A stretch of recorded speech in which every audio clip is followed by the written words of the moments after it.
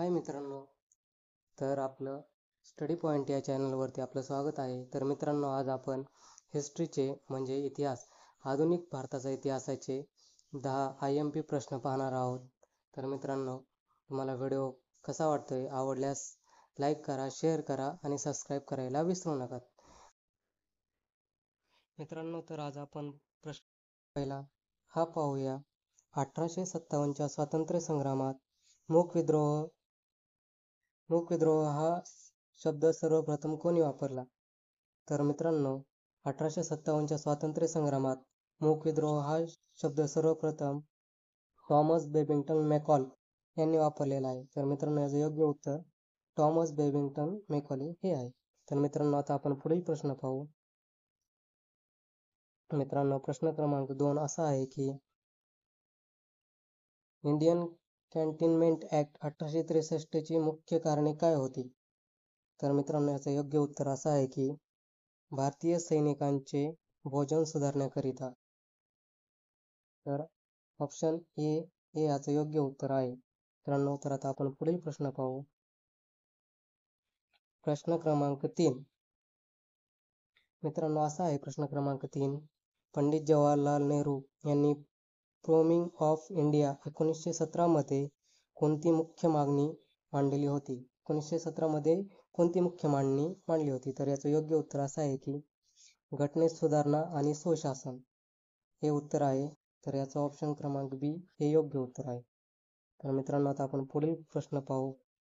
प्रश्न क्रमांक 4 असा आहे मित्रांनो की स्वराज्याच्या प्रथम टप्प्यातील मोतीलाल नेहरू समितीची शिफारस काय होती? तर मित्रांनो, याचं योग्य उत्तर असं आहे की स्वतःची विधानसभा. म्हणजे याचं योग्य ऑप्शन असं आहे की बी स्वतःची विधानसभा ही शिफारस होती. तर मित्रांनो, आपण पुढील प्रश्न पाहू. प्रश्न क्रमांक 5 प्रश्न क्रमांक 5 असा आहे की 1919च्या मॉन्टेग्यू चॅम्बर्लन घोषणामध्ये कोणती गोष्ट घोषित करण्यात आली? तर मित्रांनो, याचं योग्य उत्तर असं आहे की भारतासाठी स्वशासनाची निर्मिती होईल ही गोष्ट घोषित करण्यात आली होती. म्हणजे याचं योग्य उत्तर ऑप्शन क्रमांक बी हे आहे, भारतासाठी स्वशासनाची निर्मिती होईल. मित्रांनो, आता आपण पुढील प्रश्न पाहू.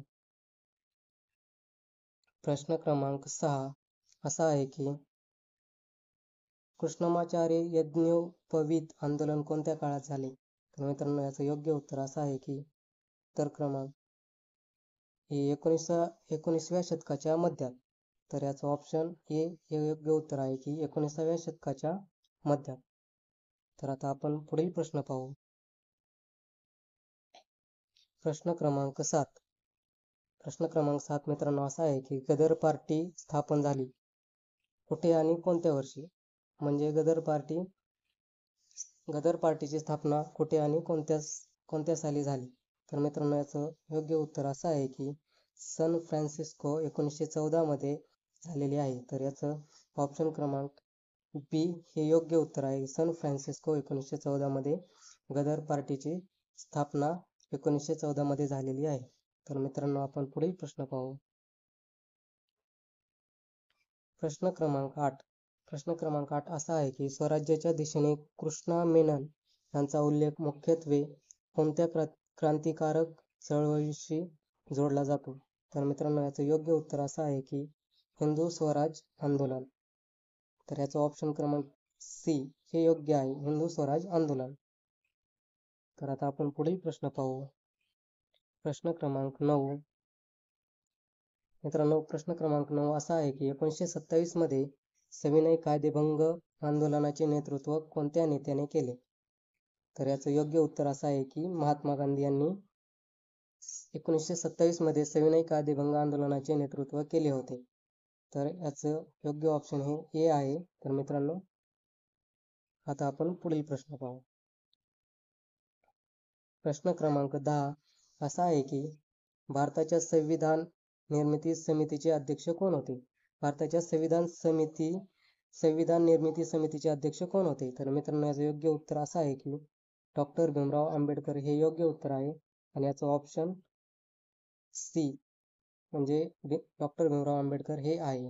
मित्रांनो, व्हिडिओ आवडला असेल तर लाईक करा, शेअर करा, सबस्क्राईब करायला विसरू नका आणि कमेंटमध्ये सांगा पुढील व्हिडिओ कशा प्रकारे बनवायचा.